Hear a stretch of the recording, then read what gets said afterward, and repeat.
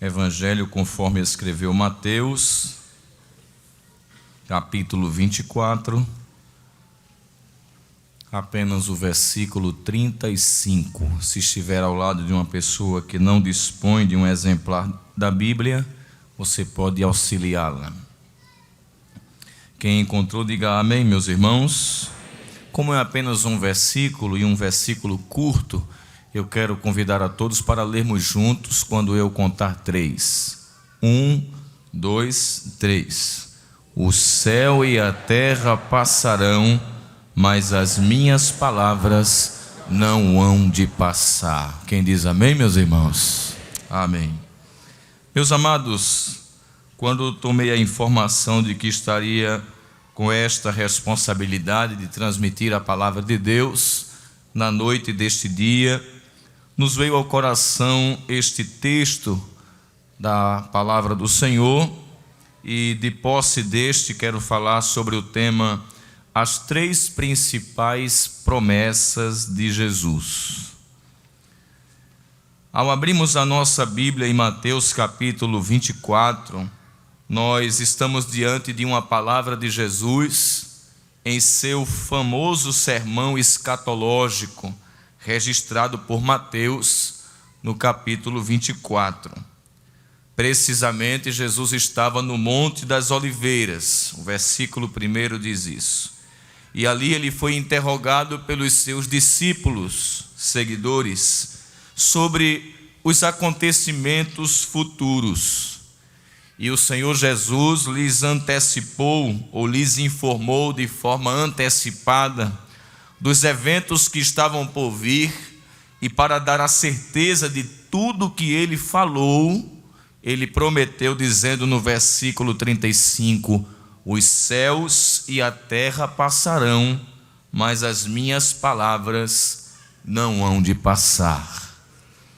Esta palavra, ela soa como uma promessa, e a expressão promessa, segundo o dicionário, significa a afirmação que se dará ou fará alguma coisa. Promessa significa também um compromisso oral ou por escrito de realizar um ato ou de contrair uma obrigação. Já que o Novo Testamento foi escrito no grego, a expressão grega para essa expressão promessa, quer dizer, é a expressão epangelia, e vem de uma expressão angela, que quer dizer anúncio, ou anúncio antecipado.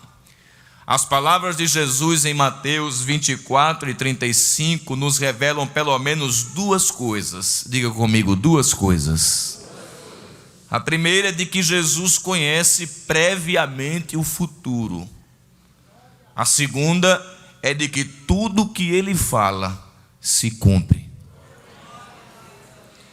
E quando nós olhamos para esta verdade, é bom já de forma antecipada dizer que a própria vinda de Jesus à terra para salvar o mundo, ela foi pré-anunciada no Antigo Testamento. Ou seja, a vinda do Messias é uma promessa cumprida em Jesus. O Antigo Testamento anunciou de forma antecipada a vinda do Salvador. São mais de 300 menções e detalhes a respeito do Cristo. E isso nos foi dito por intermédio do próprio Deus e também dos profetas. E teve o seu cumprimento literal na pessoa histórica de Jesus de Nazaré. Eu, claro, não vou citar os 300 detalhes proféticos, mas os principais, como por exemplo, Gênesis 3:15 nos diz que o Messias nasceria de uma mulher. E isso se cumpre em Jesus, Gálatas 4:4, quando diz, vindo a plenitude dos tempos, Deus enviou seu filho nascido de mulher. Ainda em Gênesis 49, versículo 10, Jacó profetiza que da tribo de Judá, que era o nome de um dos seus filhos, nasceria aquele a quem o cetro do reinado permaneceria na mão. E a gente vê em Hebreus capítulo 7, versículo 14, que o nosso Senhor procedeu de Judá, e que ele também é chamado de leão da tribo de Judá. Em Isaías capítulo 11, o profeta diz que da linhagem real de Davi nasceria o Messias. E a gente vê em Romanos capítulo 1, versículo 3, o apóstolo Paulo dizendo que segundo o evangelho que ele pregava, Jesus descendeu da linhagem de Davi. A Bíblia ainda vai mais além nos seus detalhes proféticos a respeito do Messias, não somente informando que ele nasceria de uma mulher, mas no capítulo 7, versículo 14 de Isaías, está escrito que ele nasceria de uma mulher virgem. Eis que a virgem conceberá. E foi isso que aconteceu, e está registrado por Mateus no capítulo 1, versículo 18, que Maria, antes de ter se ajuntado a José, achou-se ter concebido pelo Espírito Santo. Ainda é dito a cidade que o Messias nasceria. Miqueias capítulo 5, versículo 2, o profeta diz que Belém, posto que era a menor das cidades de Judá, era dali que sairia aquele que haveria de apacentar o meu povo de Israel. E foi justamente em Lucas capítulo 2, versículo 11, que ficou registrado que Jesus veio ao mundo quando Maria e José estavam na cidade de Belém. Ainda o profeta Daniel, no capítulo 9, versículo 24 ao 27, é utilizado por Deus e a ele é revelado o momento histórico do nascimento do Messias. E ele revela que isso se daria antes da destruição do templo de Salomão. Então, como a destruição do templo de Salomão, segundo o registro bíblico e também registro extra-bíblico, é dito que foi no ano 70, o Messias deveria nascer antes do ano 70. E isso acontece depois da ordem que Artaxerxes dá para a reconstrução da cidade de Jerusalém por intermédio de Neemias, ano 444 a.C., se conta 69 semanas. E precisamente o Messias aparece e morre no ano 33 depois de Cristo. E quando este Messias, Jesus, aparece, ele cumpre estas profecias ditas no Antigo Testamento, mostrando para o povo de Israel que ele era aquele que foi prometido por Deus, que viria para salvar a humanidade. E quando exercia o seu ministério terreno, Jesus foi chamado de profeta. E uma característica dos profetas era a capacidade espiritual que estes homens tinham de Deus, recebida de Deus, de prever acontecimentos futuros com exatidão. E Jesus é chamado de profeta porque, além de expulsar demônios, além de fazer milagres e maravilhas, ele pré-anunciou fatos antecipadamente que atestam o conhecimento que ele tem do futuro e que também tudo o que ele disse no seu tempo se cumpriria. Diga amém por isso. A primeira promessa que Jesus fez em seu ministério terreno e que teve o seu real cumprimento foi que ele prometeu que morreria e morreu. Nós poderemos destacar, por exemplo, Mateus capítulo 16, versículo 21. Veja na sua Bíblia, por favor.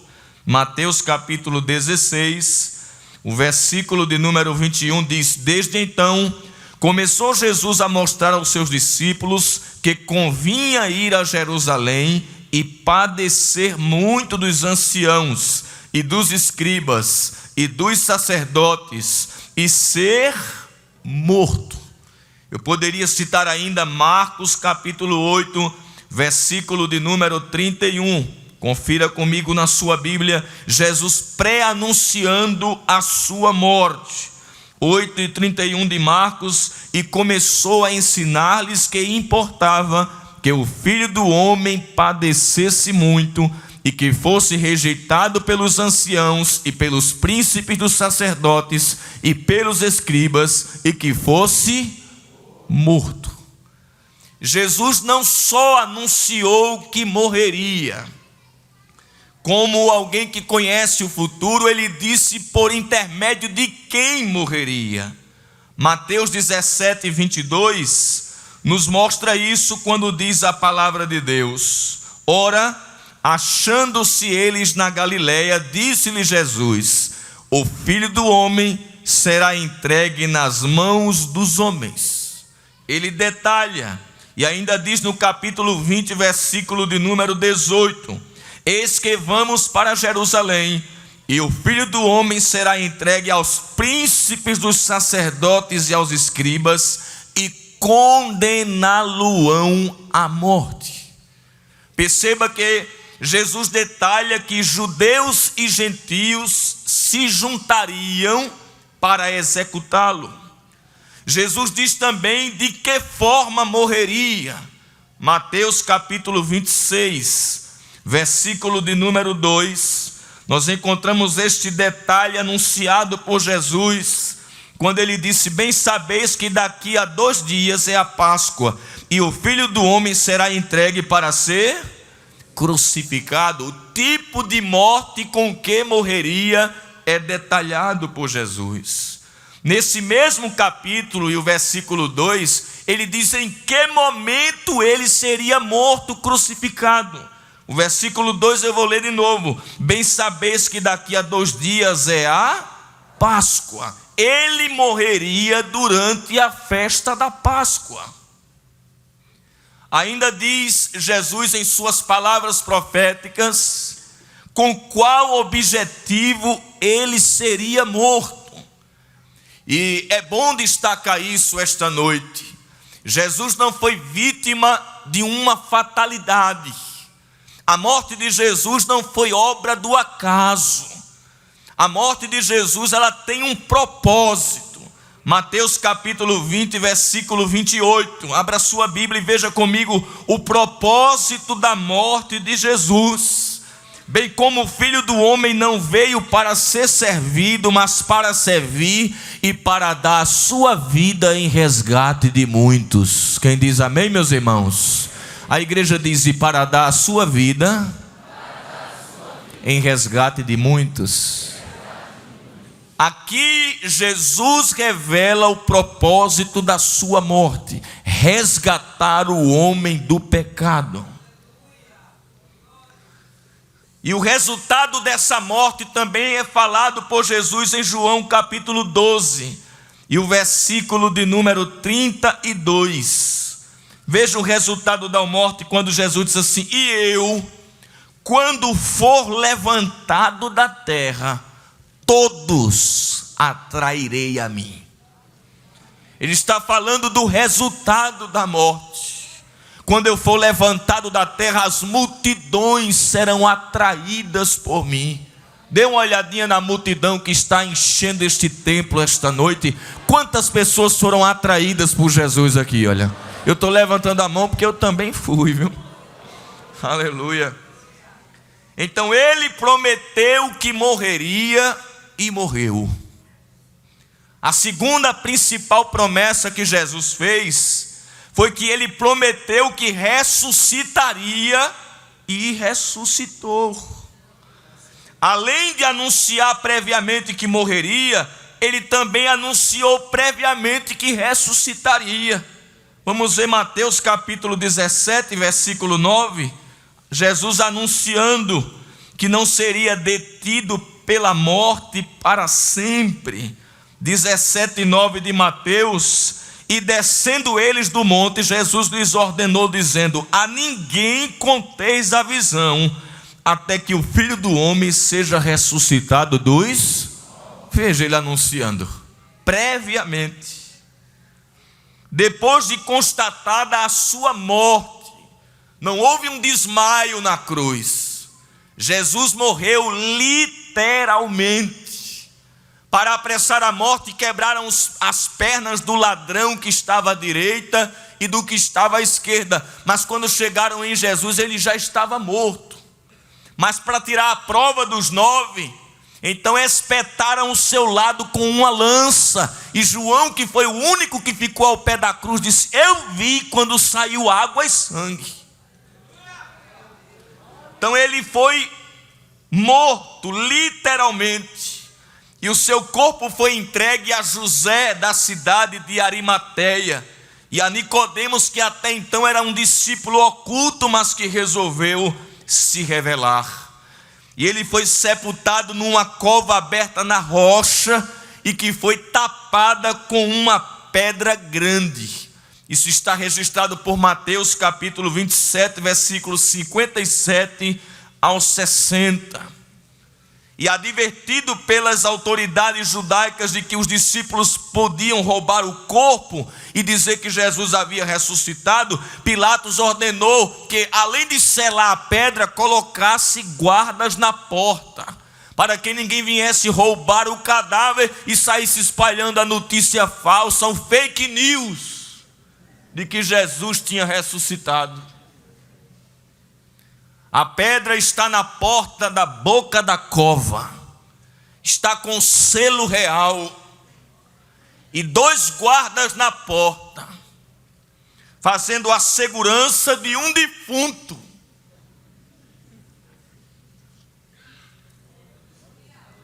Passa-se o primeiro dia, passa-se o segundo dia, e no terceiro dia, bem cedo, bem de manhãzinha, oh, que domingo maravilhoso!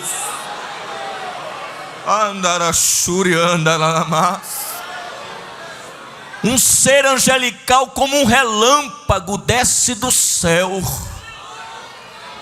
E quando ele desce, a pedra sozinha sai saindo da boca da cova. Os guardas começam logo a desmaiar. Ele senta em cima da pedra e Jesus levanta vivo da tumba fria.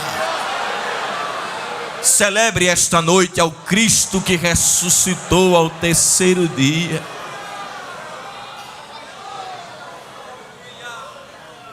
Aleluia. Foi tão impactante a experiência que até os guardas viraram testemunha.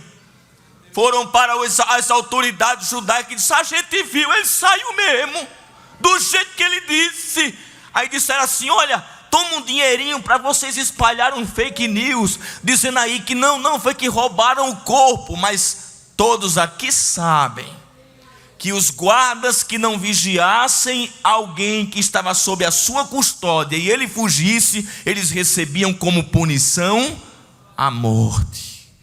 E eles espalharam a notícia falsa de que haviam roubado o corpo de Jesus. Queriam ocultar a mensagem original de que ele havia ressuscitado, mas não adiantou. Chegou até aqui em Pernambuco. Quem é que está sabendo aqui?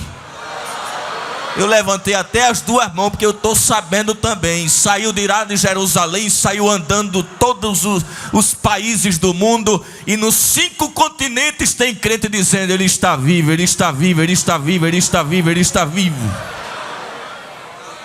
Aleluia. Jesus prometeu que ressuscitaria, e ele diz: 3 dias depois da minha morte, como Jonas passou 3 dias e 3 noites dentro da baleia, eu vou passar 3 dias e 3 noites no seio da terra, mas ao terceiro dia eu vou ressuscitar. Mateus 12:40. Ele prometeu que se apresentaria vivo na Galileia aos discípulos. Mateus 28:10. Veja na sua Bíblia, quando ele já ressuscitado promete isso. 28:10. Então Jesus disse-lhe: não temais, ide dizer a meus irmãos que vão a Galileia e lá me verão. Ele prometeu, e ele se apresentou vivo para Maria Madalena, Marcos capítulo 16, versículo 9, para outras mulheres, Mateus 28, de 8 a 10, em Lucas 24 e 34, ele se apresenta a Pedro, Em Lucas 24, 36 ao 43, ele se apresenta a 10 apóstolos, Tomé não estava. Depois, quando Tomé volta, os 10 dizem assim: olha, Jesus apareceu aqui. E foi uma coisa extraordinária, porque a gente estava tudo com as portas fechadas, e ele entrou mesmo com as portas fechadas. Porque Deus não conhece porta fechada. Aí Tomé disse assim: eu estou já acreditando nesse negócio. Eu vi ele morto. Eu só acredito se eu tocar nas feridas. Aí Jesus gosta de desafio. Quando Tomé estava um dia com os outros, Jesus se apresentou, e Jesus foi quem inventou esse negócio de paz do Senhor. Disse: a paz seja convosco. Quando Tomé olhou, disse: e aí, Tomé, quer tocar nas minhas mãos? Imagina o rosto de Tomé, tremendo. E aqui do meu lado, onde a lança traspassou, também quer tocar? Ele caiu de joelho e disse: Senhor meu e Deus meu. Ele se apresentou a 2 discípulos no caminho de Emaús, Lucas 24, 13 ao 35. Paulo disse que ele apresentou-se a mais de 500 pessoas, talvez uma referência à sua última aparição no Monte das Oliveiras, diante de uma grande multidão, 500 testemunhas. Alguém disse que foi um surto que os discípulos tiveram. Não, Jesus não se apresentou vivo. É que eles desejavam tanto ver Jesus que eles imaginaram. Quem sabe estavam sofrendo de esquizofrenia. Agora, uma esquizofrenia que deu em 500 pessoas, né? 500 pessoas, Paulo diz. Tiago, o irmão dele, de Jesus, que veio de Maria, que não acreditava em Jesus como o Messias, também teve um encontro com o Salvador. Apareceu a Tiago, 1 Coríntios 15 e 7. E Paulo, que acreditava que Jesus era um defunto, mas no caminho de Damasco, teve um encontro com o ressuscitado. Aleluia, glória a Deus. Diga comigo: ele prometeu que morreria e morreu.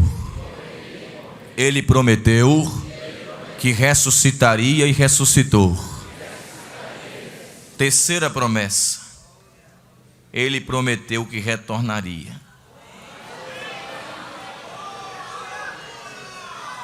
Quando subiu aos céus, ele disse: olha, eu estou indo, mas eu vou voltar.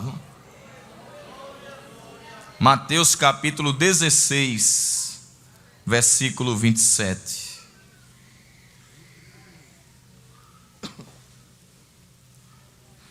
Porque o Filho do Homem virá na glória de seu Pai, com os seus anjos, e então dará a cada um segundo as suas obras.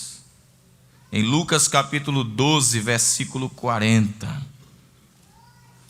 Lucas 12 e 40.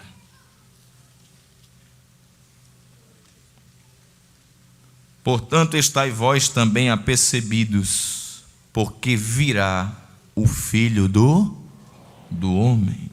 João capítulo 14, versículo 3.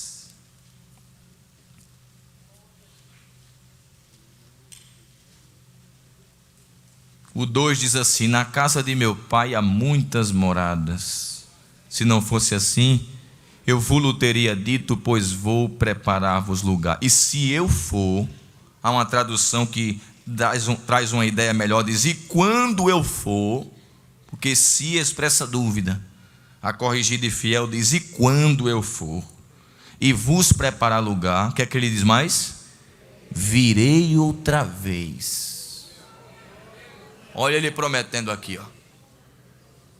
Ele subiu aos céus, mas ele disse: virei outra vez.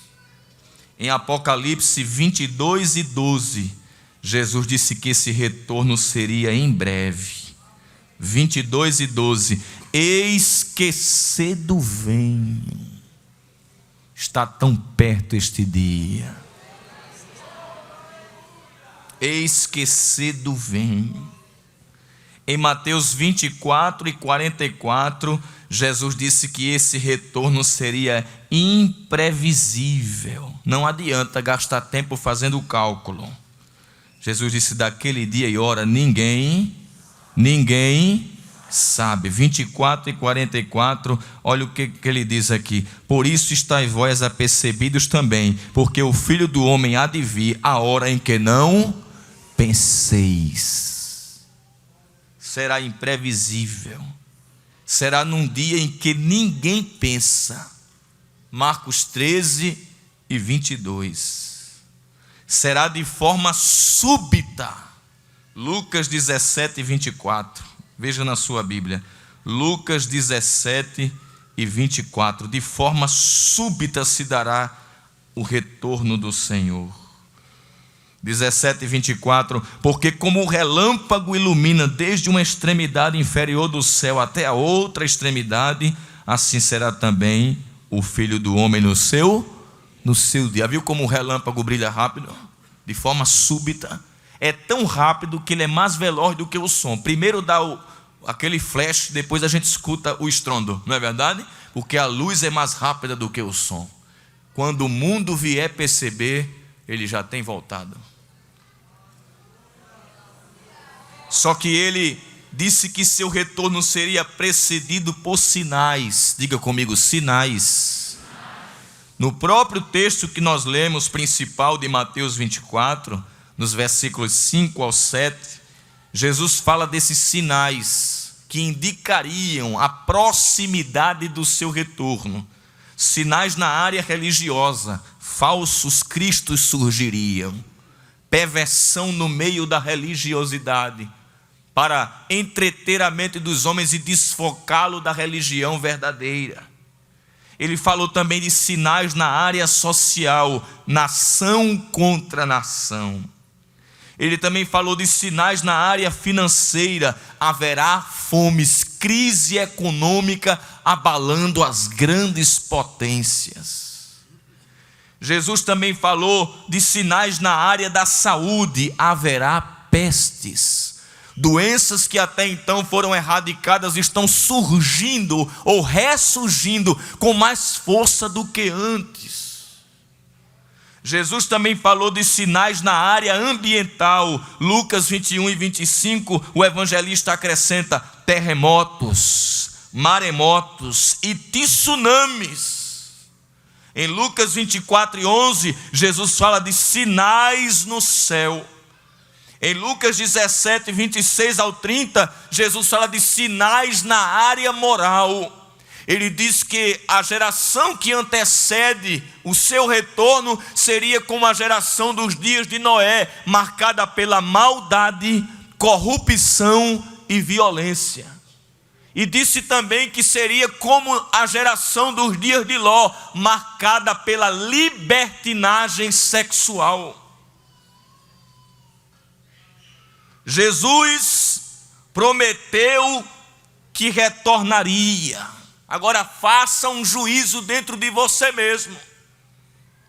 Se ele disse que morreria e morreu, se ele disse que ressuscitaria e ressuscitou, será que prometendo que retornaria, não retornaria? Se ele cumpriu a primeira e a segunda, não cumprirá a terceira? Ele virá, e virá para buscar o seu povo que ele resgatou com o seu próprio sangue. O seu sacrifício na cruz foi para atrair os pecadores para junto dele. E ele os conclama, os chama, os convida, os convoca ao arrependimento dos seus pecados, ao abandono dos prazeres carnais e a abraçar a fé na pessoa de Jesus Cristo, para serem agregados a este grande rebanho, onde um dia este grande rebanho será assunto aos céus para estar com ele nos ares e assim entrar nas mansões celestiais. João 14:3, eu concluo com isso.